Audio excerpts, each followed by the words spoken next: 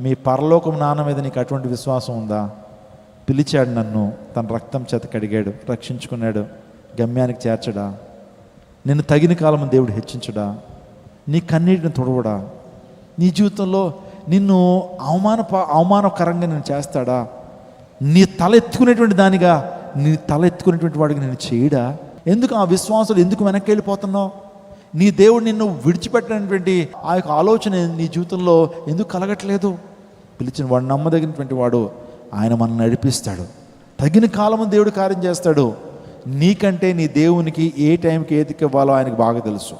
ఏది మంచిదో నీకు తెలియకపోవచ్చు, ఏ టైంలో ఏది నువ్వు పొందుకోవాలో నీకు తెలియపోవచ్చేమో, కానీ నీ నాన్నకు తెలుసు. నిన్ను ఎలా ముందుకు నడిపించాలో దేవుడికి తెలుసు. తన సన్నిధికి నిన్ను ఎప్పుడు పిలుచుకోవాలో ప్రభువుకు తెలుసు. విశ్రాంతి తీసుకోండి, ప్రయాసపడే భారం మోసుకున్న సమస్యలారా నా ఎదురు విశ్రాంతిని పొందండి. ఆయన దగ్గరికి వెళ్తే మనము విశ్రాంతి, టెన్షన్స్ ఉండవు, బీపీలు ఉండవు, థైరాయిడ్లు ఉండవు, షుగర్లు ఉండవు, లేనిపోయినటువంటి సమస్యలు ఉండవు. హాయిగా నీ జీవితాన్ని ముందుకు కొనసాగిస్తావు. విశ్వాసాన్ని కలిగి జీవించండి. నమ్ముడు నీ వల్ల అయితే నమ్మువానికి సమస్తం కూడా సాధ్యమే.